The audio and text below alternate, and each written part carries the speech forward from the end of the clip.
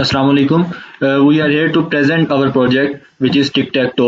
और सबसे पहले हम डॉक्टर इमरान उस्मान और सर बख्त मोहम्मद के बहुत शुक्रगुजार हैं कि उन्होंने इस कंपेटिबल इन्वायरमेंट के अंदर हमें इस काबिल बनाया कि हम अपना प्रोजेक्ट टिक टैक टो जो कि फ़र्स्ट सेमेस्टर का लास्ट प्रोजेक्ट है उसे हम बना सकें। अब हम मूव करेंगे अपने ग्रुप मेंबर्स के इंट्रोडक्शन के लिए। सबसे पहले Mohammad Numan Tahir and then myself Abdullah and then Aliyan Zulfiqar and Umair Hussain Solanki, और हम सब ने मिलकर इस प्रोजेक्ट को तरतीब दिया। And now we will move toward our destination which is source code. अगर हम इस सिंटैक्स की तरफ देखें जो कि हमने गेम C++ पे बनाई है, तो सबसे पहले हम एक लाइब्रेरी लेंगे हैश इंक्लूड आईओस्ट्रीम जो कि इनपुट और आउटपुट की लाइब्रेरी है। और उसके बाद हम लाइब्रेरी लेंगे stdlib.h। असल में ये एक हेडर फाइल है जो कि प्री डिफाइंड फंक्शंस को स्टोर करती है अपने अंदर, और इसका असल में फंक्शन होता है मेमोरी एलोकेशन, प्रोसेस कंट्रोल और कन्वर्जन्स के लिए। हमें इस चीज़ की ज़रूरत इसलिए पड़ी क्योंकि हमने स्ट्रिंग को कन्वर्ट करना था, करेक्टर और इंटीजर को हमने यूज़ करना था एक स्ट्रिंग के अंदर, तो इसलिए इस लाइब्रेरी को हमने यूज़ किया और इसका फंक्शन आगे डिफाइन किया जाएगा। और अगर हम इधर बात करें करेक्टर एरे की, तो हमने सबसे पहले यूनो के टेबल बनाना था जिसके अंदर हमने टिक टैक टो को चलाना था। हमने 2 डायमेंशनल एरे बनाई, उसके अंदर हमने ये वैल्यूज़ को स्टोर करवा दिया। देन फिर हमने रो और कॉलम को इनिशियलाइज करवाया और करेक्टर टर्न जो कि प्लेयर 1 की टर्न है उसको हमने x के इक्वल रख दिया। और बूल ट्रू और फॉल्स का फंक्शन है, बूल ड्रॉ को हमने फॉल्स के बराबर रखा जब तक, क्योंकि अभी गेम चल रही है और ये फॉल्स नहीं हुआ तो इसलिए ये गेम चलती चली जाएगी। देन हमने इधर डिस्प्ले बोर्ड का एक फंक्शन बनाया और हमने इसमें सिस्टम CLS फंक्शन यूज़ किया। सिस्टम CLS का मतलब ये है कि ये कंसोल स्क्रीन को क्लियर करता है विंडो सिस्टम के अंदर। अगर हम इसको यूज़ ना करते तो जब एक प्लेयर बारी कर लेता तो टेबल दोबारा शो होता अगली बारी के लिए। अगर फॉर एग्जांपल हमने 9 टर्न्स चलनी है तो 9 बार टेबल शो होता, लेकिन सिस्टम CLS जो है उसको कंसंट्रेट कर देता है एक टेबल के अंदर और हम जो भी बारियां चलेंगे वो एक ही टेबल के अंदर शो होंगी। देन इन लाइन 12 हमने सी आउट करवा दिया टिक टैक टो गेम को, और लाइन 13 के अंदर प्लेयर 1 और प्लेयर 2 को हमने शो करवा दिया। एंड लाइन 14 से हमारा जो है टेबल की इनिशियलाइजेशन शुरू हो गई है। इसके अंदर लाइन 15 के अंदर हमने एरे 0 0 0 1 और 0 2 को दिखाया। एरे 0 0 का मतलब है कि इसमें 1 की वैल्यू पुट होगी, बिकॉज यू नो के हमने जब इधर करेक्टर एरे को शो करवाया था तो इसमें हमने फर्स्ट वैल्यू 1 दी थी और एरे इनिशियलाइज 1 से होती है तो इसलिए यहाँ 1 की वैल्यू आ जाएगी। और इन सब लाइन्स के अंदर यही सिनेरियो चल रहा है। 0 0 में 1 की वैल्यू आएगी, 0 1 में 2 की वैल्यू आएगी और 0 2 में 3 की वैल्यू आएगी। लाइन 22 तक इसी तरह ये सिनेरियो चलता रहेगा। Now Aliyan Zulfiqar will take over from here. बिस्मिल्लाहिर्रहमानिर्रहीम। मैं हूँ अलियान और मैं डिस्कस करूंगा प्ले टर्न का फंक्शन। इसमें सबसे पहले हमने दी स्ट्रिंग चॉइस और इसका हम यूज बाद में देखेंगे। अब सबसे पहले जब x की बारी होगी तो हमारे पास सी आउट हो जाएगा कि भाई प्लेयर x की बारी है तो आप बारी कर लें, और जब y की होगी सेम इसी तरह इंडिकेट हो जाएगा कि भाई y बारी करेंगे अपनी। और जो हमने सी आउट करा दिया कि यूज़र को एक इन्फॉर्मेशन दिए कि 1 से 9 तक हम इनपुट लेंगे तो आप उसी में रहें, और सीन हमने करा दी चॉइस। अब हम आ जाते हैं अपनी स्विच स्टेटमेंट पे। तो इधर हमने एक फंक्शन इस्तेमाल किए ATOI। तो ATOI का क्या काम ये है कि ये स्ट्रिंग को इंटीजर के अंदर कन्वर्ट कर लेता है ताकि इन्फिनाइट लूप से हम बच सकें, क्योंकि इसके अंदर हमें पहले काफ़ी प्रॉब्लम हुई थी कि जब यूज़र कोई और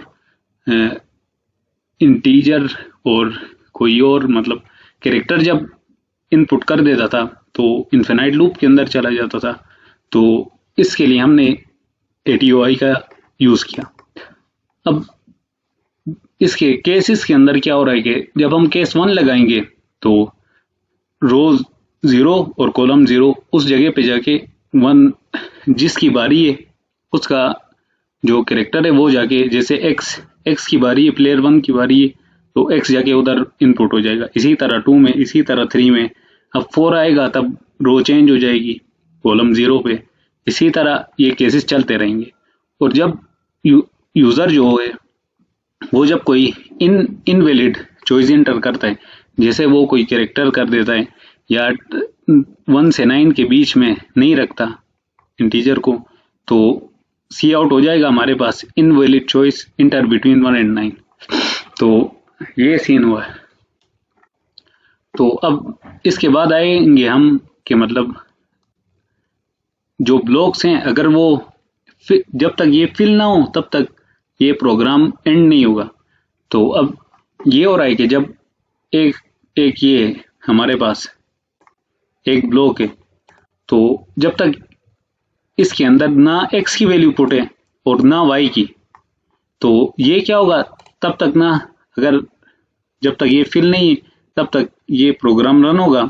और देखें जिसकी टर्न होगी वो अपनी वो पुट करेगा और अगले की बारी आ जाएगी। इसमें भी यही है, जिस टाइम y की टर्न है, अगर किसी ब्लॉक के अंदर x या y की वैल्यू पुट नहीं हुई भी तो हम लोग उसके अंदर y की वैल्यू पुट कर देंगे और टर्न x के पास चली जाएगी।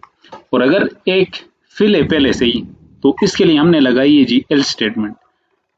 इसके अंदर क्या होगा, जब एक यूजर है वो ऐसे बॉक्स को सिलेक्ट करेगा जिसके अंदर पहले से ही x या y फिल है, तो हमारे पास सी आउट आ जाएगा ट्राई अगेन। तो यहाँ तक था मेरा, आगे हमारे ग्रुप मेंबर नुमान डिस्कस करेंगे। अस्सलाम वालेकुम, मेरा नाम नुमान ताहिर है और बूलियन गेम ओवर जो हमने फंक्शन यूज़ किया है उसका काम मैं बताऊंगा कि वो किस तरह वर्क कर रहा है। गेम विन की अगर सिचुएशन होगी उसके लिए हमने पहले फॉर लूप लगाया है जो कि 3 दफ़ा रन करेगा। कंडीशन हमने दी है कि इफ़ एरे आई और जे की वैल्यू 0 अगर बराबर होगी एरे आई, उसकी वैल्यू कोई भी हो सकती है, वो बराबर होगी 1 के, एंड कंडीशन लगा दी है कि अगर एरे आई और वही 0 जे की वैल्यू अगर बराबर हो जाती है जे 2 और एरे आई के, तो इस कंडीशन के मुताबिक और इस और की कंडीशन के मुताबिक जो गेम है वो कोई भी प्लेयर जीत जाएगा जिसकी भी वैल्यू सेम आएगी। इसको समझाने के लिए मैं इधर चलता हूँ। अगर यूजर 1 एक्स की बारी यहाँ करता है कॉलम 1 और रो 0 में, जो कि एक्स 0 0, और इसी तरह वो अगली बारी अपना एक्स चलाता है इधर और 0 1 में और एक्स यूज करता है वो 0 2 में, तो ये लाइन क्रिएट हो जाएगी जिसकी वजह से यूजर एक्स जो प्लेयर 1 है वो जीत जाएगा। अगर इसी तरह अगर यूजर 0 0 1 0 और 2 0 में अपना इनपुट देता है एक्स की वैल्यू या वाई की वैल्यू देता है कोई भी यूजर, तो यूं करके भी वो गेम अपनी जीत जाएगा। और अगर वो गेम जीत जाता है तो हम रिटर्न फॉल्स करते हैं जिसकी वजह से हमारा जो रन हो रहा है प्रोग्राम वो बंद हो जाएगा और आउटपुट आ जाएगा कि गेम जीत चुका है वो। दूसरी कंडीशन हमने इफ की लगाई है कि अगर 0 0 इक्वल होगा 1 1 एरे के और 0 0 अगर बराबर होगा 2 2 एरे के या 2 0, ये कंडीशन हमने लगाई है डायगोनली विन होने के लिए। इसको भी समझा देते हैं। अगर यूजर 0 0 पर अपना इनपुट देता है और इसी तरह वो 1 1 पे इनपुट देता है और 2 2 पे इनपुट देता है, तो ये डायगोनली बन जाएगा जिसकी वजह से वो गेम जीत जाएगा। अगर वो डायगोनली इस तरह जीतना चाहता है तो फिर अगर उसकी वैल्यू 2 0 और 1 1 और 1 0 2 अगर बराबर होगा, यहाँ पर एक्स आ जाए, इधर एक्स आ जाए, इधर एक्स आ जाए, तो वो जो यूजर है, वो जो प्लेयर है, वो जीत जाएगा। ये if there is any box not filled, इसमें हमने 2 लूप लगाए हैं जिससे हमें पता चल रहा है कि अभी हमारे पास बॉक्स एम्प्टी पड़े हुए हैं। जब तक गेम में बॉक्स एम्प्टी है तब तक गेम चलती रहेगी, तब तक गेम एंड नहीं होगी जब तक हमारे पास जो बॉक्सेस हैं वो एम्प्टी ना हो जाएं। अगर वो एम्प्टी हैं तो ये ट्रू है स्टेटमेंट, जिसकी वजह से हमारी गेम अभी तक चलती रहेगी। गेम ड्रॉ का फंक्शन गेम ड्रॉ है। ड्रॉ हमने पहले फॉल्स बताया था और अब हम ट्रू कर देंगे तब जब गेम का सारे के सारे बॉक्सेस फिल हो जाएं और कोई भी गेम ना जीत पाए, तो जो कंडीशन है वो ट्रू हो जाएगी ड्रॉ की और रिटर्न फॉल्स हो जाएगा। जब रिटर्न फॉल्स होगा तो ऑटोमेटिकली हमारा प्रोग्राम बंद हो जाएगा और गेम खत्म हो जाएगी। हेलो, मैं हूं उमेर हुसैन तोलगी और अब हम डिस्कस करेंगे इंट मेन। इंट मेन में हमने सबसे पहले एक इंटीजर वेरिएबल डिक्लेयर किया हुआ है जिसका नाम है चॉइस। उसके बाद हमने एक लूप लगाया हुआ है। लूप में हमने बूल फंक्शंस लिखा हुआ है जिसकी वैल्यू होगी आइदर ट्रू और फॉल्स। जब तक इसकी वैल्यू ट्रू आएगी तब तक लूप चलेगा। जब इसकी वैल्यू फॉल्स आएगी तो हमारा व्हाइल लूप खत्म हो जाएगा। व्हाइल लूप में हमने 3 फंक्शन रिकॉल किए हुए हैं। सबसे पहले डिस्प्ले बोर्ड, उसके बाद प्लेयर टर्न और उसके बाद game over. Display board display करेगा पूरी की पूरी गेम कंसोल पर। प्लेयर टर्न में हमारे प्लेयर टर्न चलाएंगे अपना गेम ओवर बताएगा आइदर गेम किसने जीती और किसने हारी या गेम हमारी ड्रा हो गई। उसके बाद हमने 3 कंडीशन लगाई हुई है if else if and else की।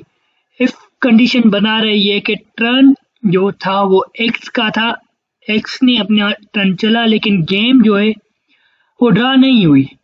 जब एक्स ने अपनी बारी चली लेकिन गेम ड्रा भी नहीं हुई, इसका मतलब यही है कि गेम जो जीती वो प्लेयर वाई ने जीती, जो कि हम यहाँ पर प्रिंट आउट करा रहे हैं।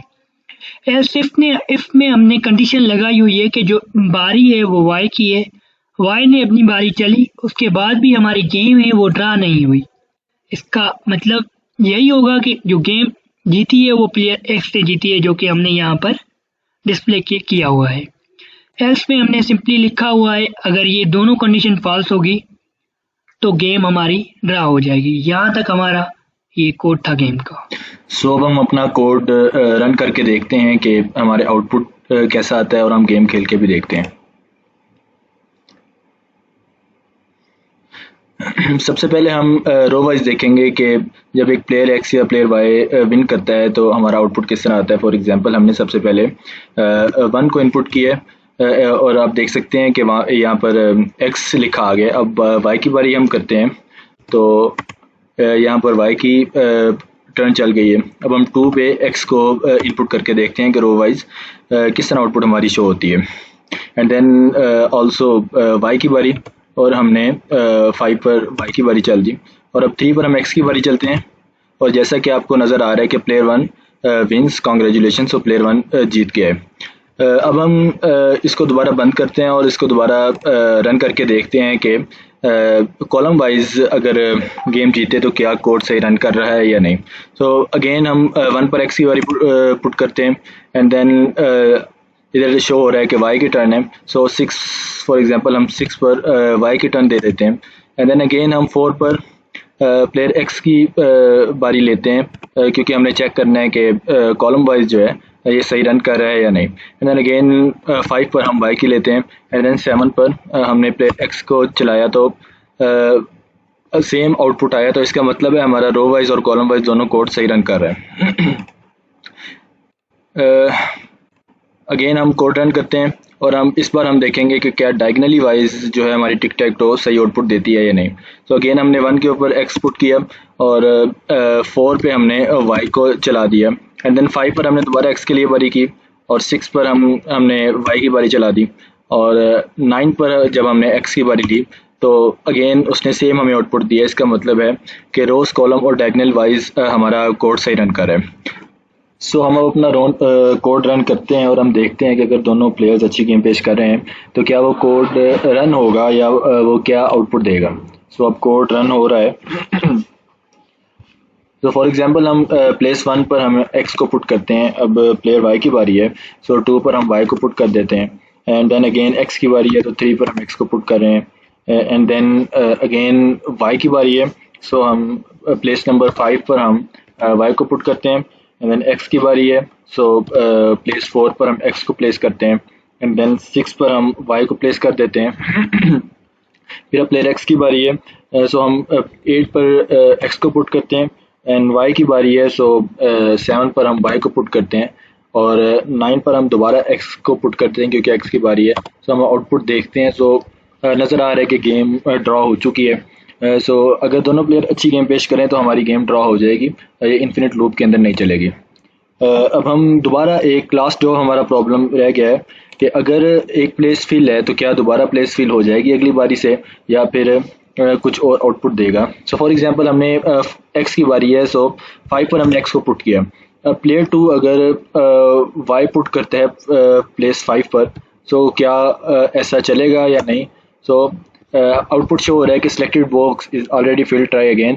सो इससे हमें पता चलता है कि हमारा कोड सही रन कर रहा है। Thank you.